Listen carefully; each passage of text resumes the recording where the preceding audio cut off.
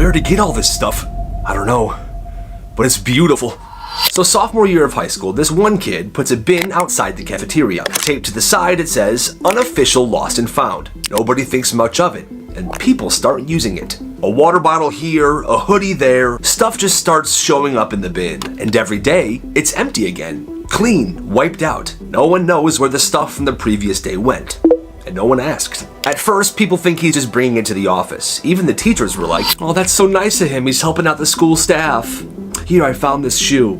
But he never actually confirms what he's doing with the stuff. He even moves the bin around. Some days he's outside the library with it. Other days he's by the gym. Sometimes he's spotted walking the hallway alone, picking stuff up like he's actively looking for lost items. And this goes on for 2 years. So senior year, the last day of school. You know, it's pretty relaxed. People were just wandering the schools. Easy day, you know, it's the last day. Well, there's a paper sign taped to the gym doors. The sign said, "The Hall of the Misplaced." People walk in, they're curious. What is this place? Oh my God.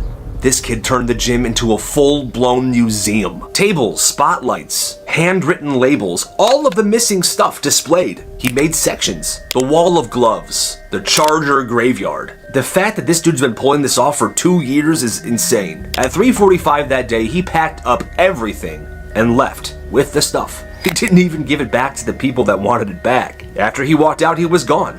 And he didn't even show up to graduation. Honestly, that dude's a legend. This kid got suspended for selling pencil insurance. So this kid, right, he's kind of smart, he's kind of funny, he definitely knows how to game his system. He notices that every day in every class, someone, every single day, asks to borrow a pencil. So he starts offering a deal. $1 pencil insurance covers you for the entire week. If you lose your pencil, boom, he'll replace it. Need an eraser? You're covered, he's got you. It's actually a good deal. It's way cheaper than buying a full pack at the store. And it absolutely blows up. By Thursday of that week, 15 kids are covered on this pencil insurance. He starts giving out policy numbers. He makes sure that he has one of his insurance agents in every classroom that has an insured client. Carries around a binder, he has terms and conditions. One teacher sees all this and says, "Hey, you can't run a business in class. It's not a business, sir. It's insurance." The next week he starts offering platinum packages. $3 a week gets you mechanical pencils. $5 a week gets you 2 pencils every time you lose or break one. That's when the admin gets involved. "Are you selling items on school property?" "No, sir, I'm providing peace of mind." They then suspend him for unauthorized commerce. But on his way out of the building, he sees one of his clients. He says to him, "If you need pencils while I'm gone, talk to my cousin. Spread the word." And his cousin, who did go to that same school, took over for him in his absence. That's absolutely awesome. "You, sir, were late." "Yeah, well, so were you." So this kid walks into class late. Barely. Like 30 seconds late. But guess who walks in after him? The teacher. She was holding a latte, she was chatting in the hallway, carrying bags, taking her sweet time. But she notices him walk in before she does. Well, when she walks into the class, she looks at him sitting down and she says, "You're late." He looks up calm and he says, "And so are you." "Well, I'm the teacher." He leans back in his chair and he says this, "Yeah, well then maybe you should be setting an example instead of waddling in here with your coffee like you just finished a Target haul." Oh, and she's getting mad at this. "Excuse me, I'm the teacher here, and you are required to respect me." "Why should I respect you if you don't respect us, huh? You can mark me late. I'm marking this class as optional. Oh, and by the way, you know what's never late? A good teacher." He definitely got a detention that day, but he said it felt good to tell her off like that. Did you just laugh? Yeah. You need to follow the rules. So this kid gets invited to his friend's house after school. It's his first time ever hanging out outside of class with this person. He gets there, it seems normal, parents seem chill, the living room smells like candles and soup. They all sit down to watch a movie, totally normal. About 10 minutes in, a funny scene happens, like genuinely funny. "Oh, you smell like my dad." That's when the friend's mom pauses the movie. She turns to him and she goes, "Excuse me, did you ask me if it was okay to laugh?" The kid kind of sits there blinking. He thinks she's joking. She's not. "I know this is your first time here, so I'll let it slide, but in this house, we don't laugh until someone gives permission. Okay?" He looks at his friend and his friend just nods. The mom adds this, "It just saves us from getting carried away. Laughter leads to chaos." Let's watch the movie. So they just keep watching, and anytime something funny happens, he sits there dead silent, while his friend casually goes, "Requesting laugh? Approved." After that day, he never went back to that friend's house ever again. Did they ever find out who did it? Nope. And it drove him insane. So there's this one principal.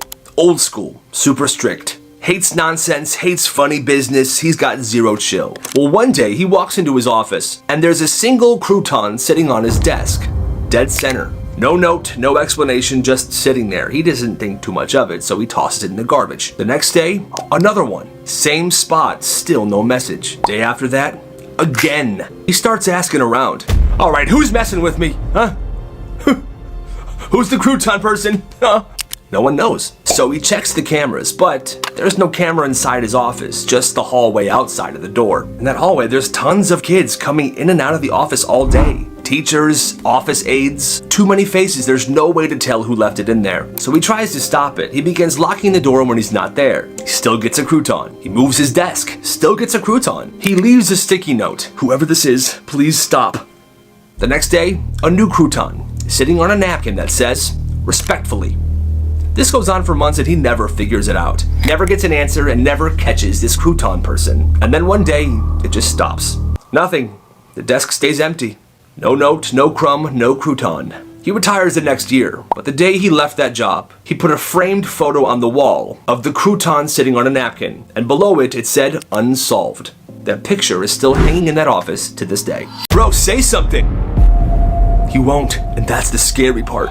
So there's this one kid, real quiet. Doesn't talk much in class, doesn't have a crew, just walks through the day, hoodie up, backpack on, he keeps to himself. And for whatever reason, this other kid keeps trying to start stuff with him. It starts with little jabs, locker shoves, shoulder checks in the hallway. This guy's trying to get a rise out of the quiet kid. But the quiet kid, he never reacts. He never looks mad, he's just always silent. And that keeps making this dude even angrier. He starts saying stuff loudly in the lunchroom. Yo, hoodie kid thinks he's better than everyone. See, he's too scared to speak. There's a whole week of build-up. People start whispering, yo, a fight's happening on Friday. Between who? That big guy Jeff and that kid who never talks.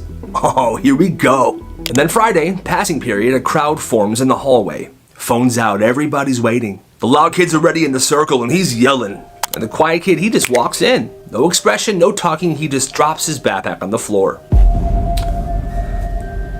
Oh, you're showing up now, huh? You scared? You scared, man? Quiet kid says nothing. Say something, bro. Still nothing. So the loud kid swings. He misses. And the quiet kid, one move. Two moves. It's over. He picks up his backpack and he walks away. By 7th period, people are calling him Silent Mike. The next day, now Silent Mike doesn't talk unless it's important. He once got bumped in the hallway and didn't blink. He never even messed up his hoodie. You know, one teacher goes, wait, who's Mike? The Silent Mike nickname didn't really make sense because kid's real name is Darren. Dad, he called me a fat pig again. Well, then maybe it's time to just get over it. So this girl's 11, right? She just started riding the bus to school. Her mom leaves for work early every morning, and I mean really early, so it's kind of up to her dad to decide what happens in the mornings. Well, at first, she loved riding the bus. She made friends, she got used to the routine, she felt independent. But then this boy on the bus started picking on her. At first, it was small stuff, but then it turned pretty brutal. He called her stuff like fat, piggy, ugly. She's 11 years old and this kid's an absolute monster. But one day she came home from school and she sat her parents down. I don't feel safe on the bus anymore. She explains what's been going on. Her mom is like, oh my god, honey, I'm so sorry. You know what? Your father will drive you to school from now on, okay? Then there was a bit of silence and the dad looks up and goes, I don't think that's the right move. What? She has to learn how to face things. In life, you don't just run whenever someone's mean to you. She has to build resilience. Wait, so you're not gonna take me? No, I think it's better if you ride the bus. It'll make you stronger. You're taking her to school tomorrow, and that's it.